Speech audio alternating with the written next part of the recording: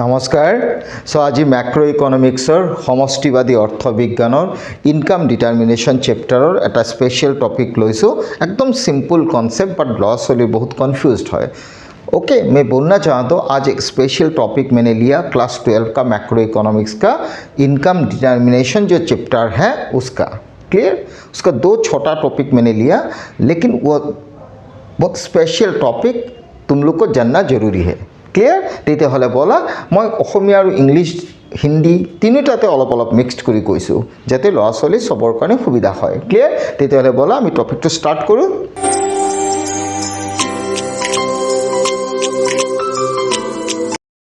So ex ante and ex post. Clear? So that topic related to income determination. Okay, chapter G2 আছে। Okay, আইন এই ধাৰণাৰ লগত জড়িত। Clear? ex ante and ex post. তো প্ৰথম তুমি জানিব লাগিব ex ante মানে কি আৰু ex post মানে কি। Clear? মই লিখি থৈছো ধুনীয়াকৈ দুটাৰ ডিফাৰেন্সটো চোৱা। ex ante mean planned or desired. Okay, plan माने जो तुमने प्लान किया वो हो भी सकता है, नहीं भी हो सकता है, just you plan it. Okay, so anti का मतलब हो गया प्लान्ड, डिजायर्ड और वॉलंटरी भी बोल सकते हो, इंटेंडेड भी बोल सकते हो। Clear? So ex anti nothing but plan और डिजायर, जो तुमने इच्छा जाहिर किया मुझे कुछ करना है या कुछ बनाना है। क्लियर? जो तुमने प्लानिंग किया, हुआ नहीं लेकिन प्लान किया। क्लियर? लेकिन एक्स पोस्ट मतलब एक्चुअल और रियलाइज्ड, मतलब एक्चुअली तुमने वो चीज़ किया, मतलब जो प्लान किया वही तुमने किया।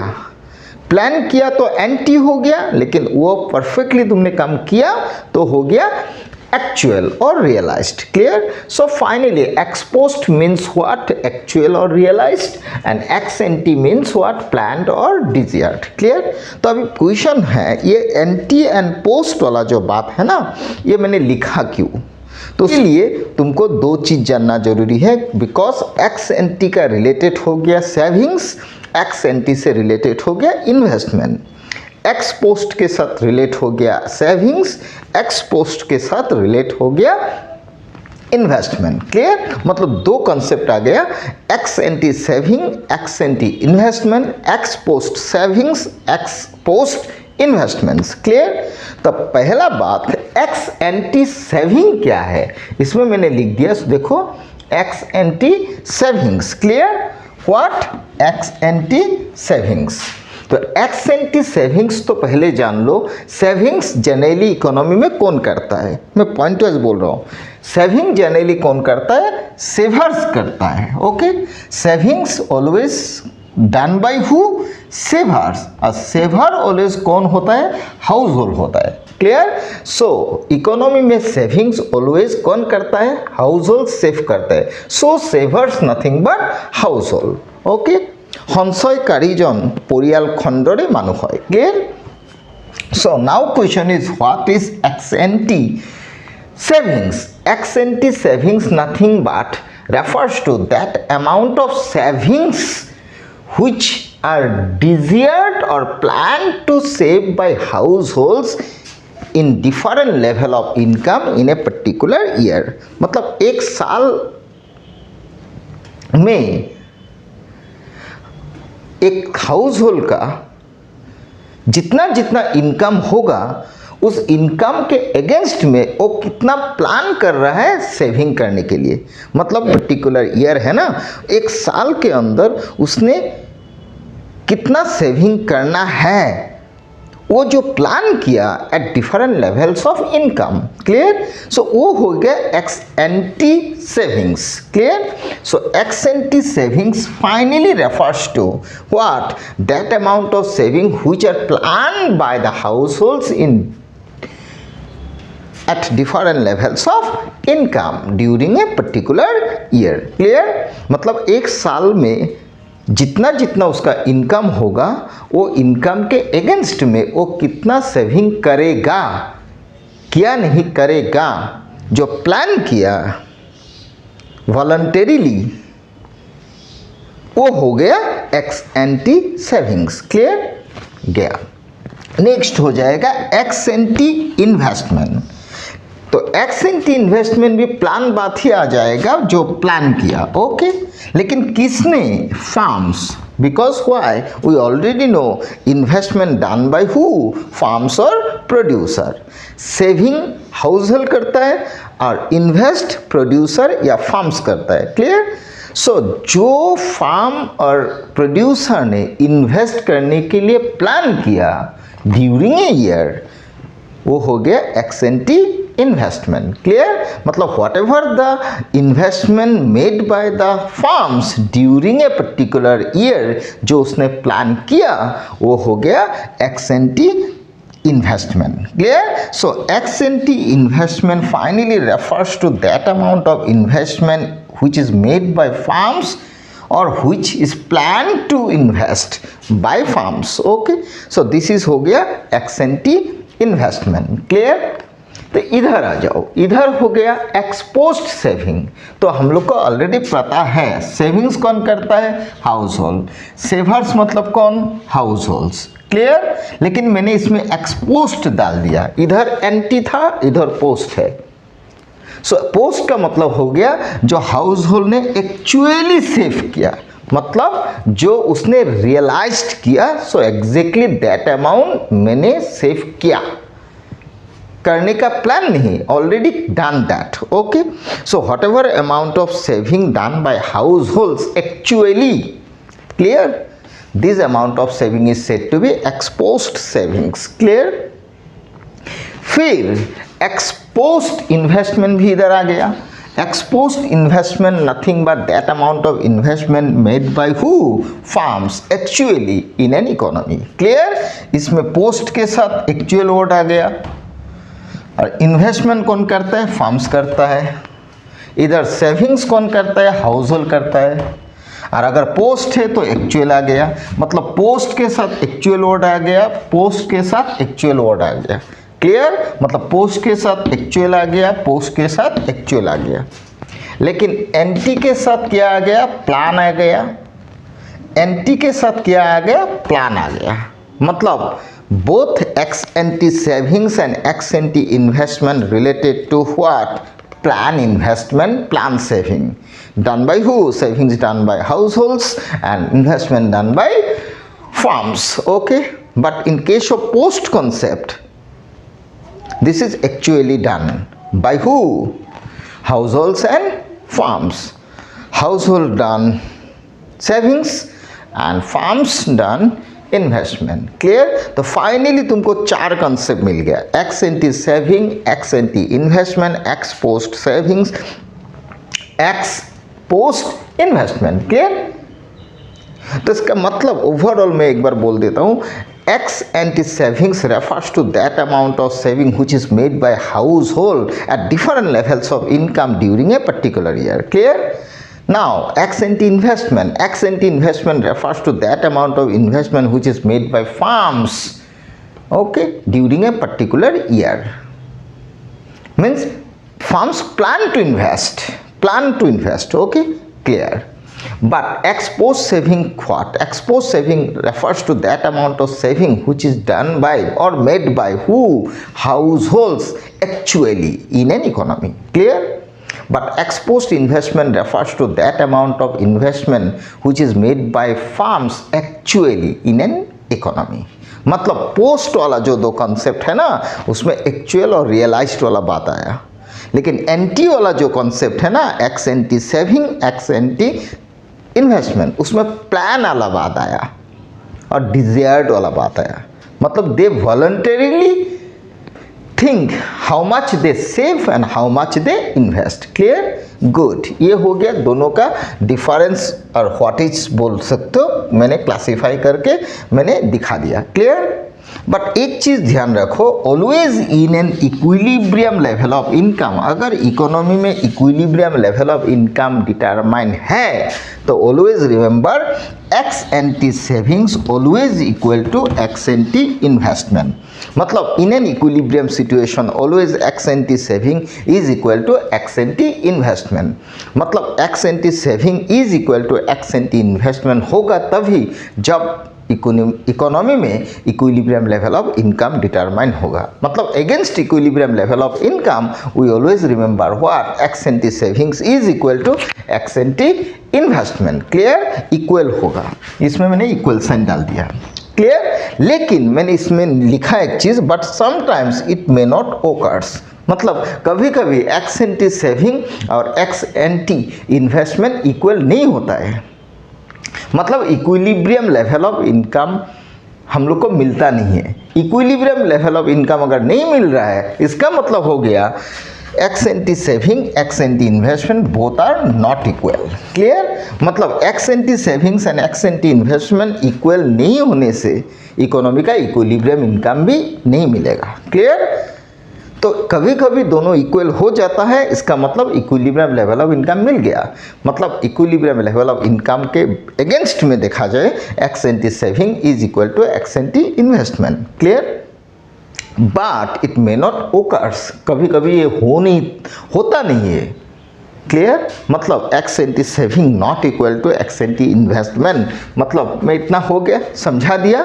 लेकिन कभी कभी क्या होता है,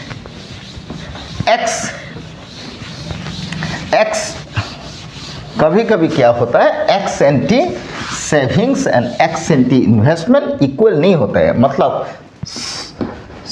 बट समटाइम्स, ओके, समटाइम्स क्या होता है, x ante savings, okay, not equal what, not equal ex ante what, ex ante investments। Okay, मतलब ये दोनों कभी कभी इक्वल नहीं होता है। क्लियर, इसका मतलब हो गया क्यों इक्वल नहीं होता है, व्हाई, मतलब क्यों इक्वल नहीं होता है।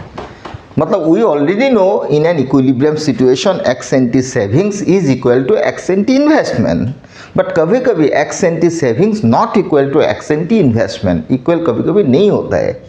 क्लियर, क्यों नहीं होता है, व्हाई, तो इसका कारण समझ लो क्यों नहीं होता है। ओके, तो चलो वो कारण हम लोग देख लेते हैं। क्या बोला, in an equilibrium always we know ex ante savings is always equal to ex ante investment. Okay, मतलब इक्विलिब्रियम में ex ante savings is equal to ex ante investment होता है। लेकिन कभी कभी ex ante savings not equal to ex ante investment, कभी कभी equal नहीं भी होता है। क्लियर, मतलब इक्विलिब्रियम में ex ante savings equal to ex ante investments, but sometimes मैंने लिखा ex ante savings not equal to ex ante investment. Clear, मतलब इक्वल नहीं भी होता है इन एन इकोनॉमी। क्लियर, तो इसका कारण क्या है, तो मैंने 3 कारण उसमें लिख दिया। क्लियर, व्हाई का मतलब हो गया क्यों नहीं होता है इक्वल।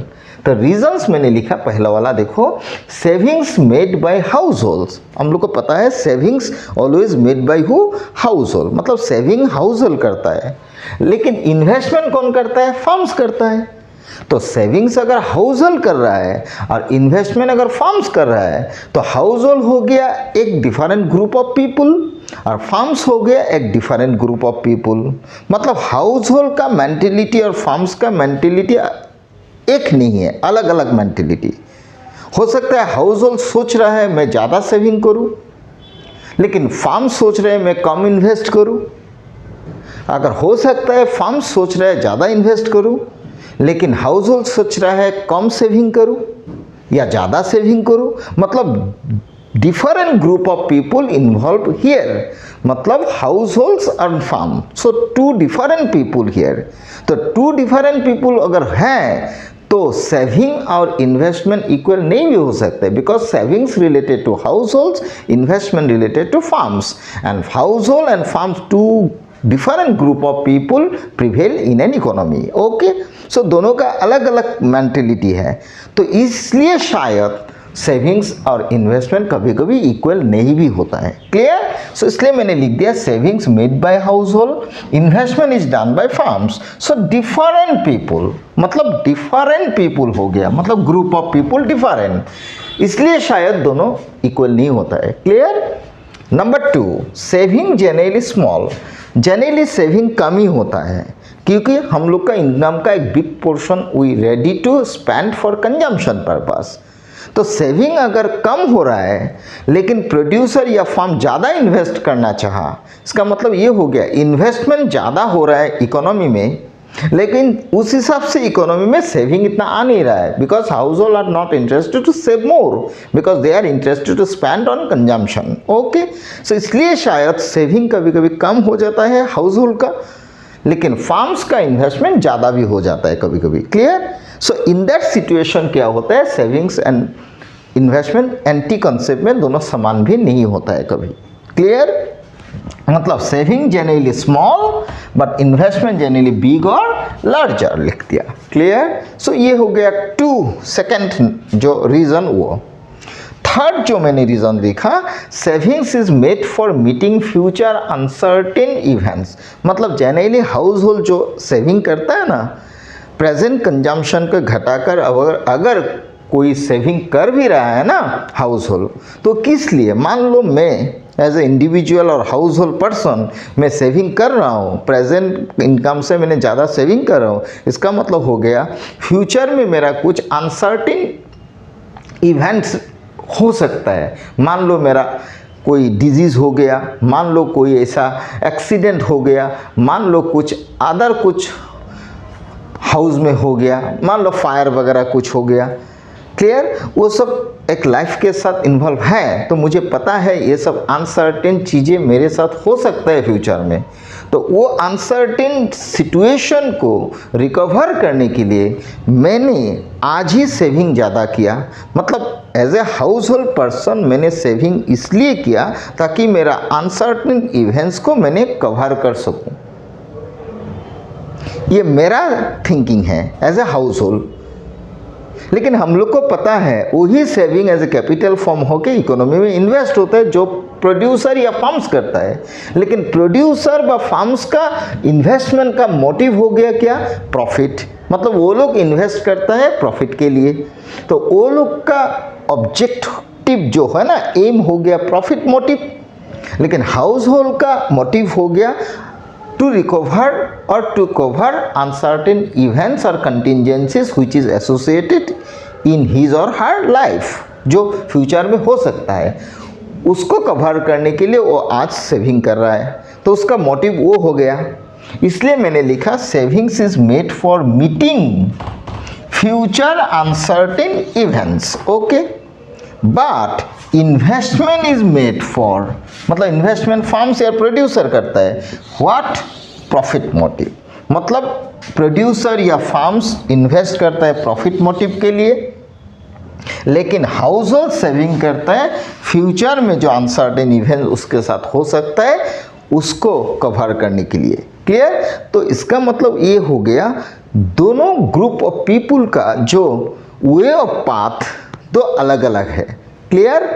सेविंग करता है हाउस होल्ड, उसका मेंटेलिटी अलग, इन्वेस्ट करता है फार्म्स, उसका मेंटेलिटी अलग। सो 2 डिफरेंट ग्रुप ऑफ पीपुल हैं, तो इसलिए शायद सेविंग इन्वेस्टमेंट कभी कभी इक्वल नहीं होता है। क्लियर? नंबर 1। नंबर 2 मैंने लिखा जनरली सेविंग स्मॉल होता है because we are sometime interested to spend consumption purposes more. Clear? इसलिए सेविंग कम होता है। लेकिन प्रोड्यूसर का एम प्रॉफिट है, इसलिए वो ज़्यादा इन्वेस्ट करता है। क्लियर? तो इन्वेस्टमेंट ज़्यादा हो जाएगा, सेविंग कम हो जाएगा। फिर मैंने लास्ट रीज़न में ये चीज़ दिखाया, क्या हम लोग का सेविंग का पीछे जो मोटो है ना, ऑब्जेक्टिव है या एम बोल सकते हो, वो है फ्यूचर में जो कुछ मेरे साथ अनसर्टेन इवेंट हो सकता है उसको कवर करने के लिए मैं आज ही सेव कर रहा हूँ मनी। लेकिन जो इन्वेस्ट कर रहा है इकोनॉमी में, फार्म्स प्रोड्यूसर बोल सकते हो, वो लोग का मोटिव हो गया क्या? प्रॉफिट। मतलब दोनों का मोटिव अलग। मेरा motive as a household हो गया to meeting the uncertain events जो मेरे साथ हो सकता है। क्लियर? जो एक्सीडेंट, डिजीज वगैरह मैंने बोला, तो मेरा मोटो वो हो गया। मान लो मुझे हॉस्पिटलाइज होना पड़ा तो उसके लिए रुपया चाहिए, इसलिए मैंने शायद आज ही मैंने सेविंग किया क्योंकि फ्यूचर में मेरा हो सकता है। लेकिन बिजनेसमैन या फार्म्स का मोटिव ये है क्या? कैपिटल ले लूँ फाइनेंशियल इंस्टीट्यूशन से और वो इन्वेस्ट कर लूँ, उससे मेरा प्रॉफिट आ जाएगा, मतलब profit is his main motive. Okay, so उसका मोटिव अलग, उसका मोटिव अलग, इसलिए शायद ये चीज़ और ये चीज़ कभी कभी इक्वल नहीं होता है, मतलब ex ante savings not equal ex ante investment. Why? These are the 3 reasons मैंने बताया। क्लियर? फाइनल लाइन ये हो गया ex ante savings ex ante investment का बात। क्लियर? गुड। बट एक चीज़ ध्यान में रखो, लेकिन एक इम्पॉर्टेंट बात बोल रहा हूँ, ऑलवेज रिमेंबर एक्सपोस्ट मतलब in an economy at any level of what? Any level of income. Always remember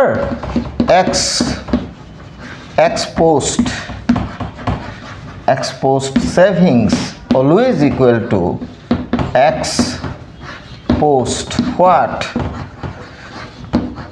Exposed investments। मतलब इकोनॉमी का इक्विलिब्रियम इनकम हो या इक्विलिब्रियम इनकम ना भी हो। Clear? always remember what? Exposed savings is always equal to exposed investment at any level of income, either it is equilibrium income or not equilibrium income। Clear? Always remember exposed savings always equals to exposed investment, but ex ante savings कभी कभी not equal to ex ante investment।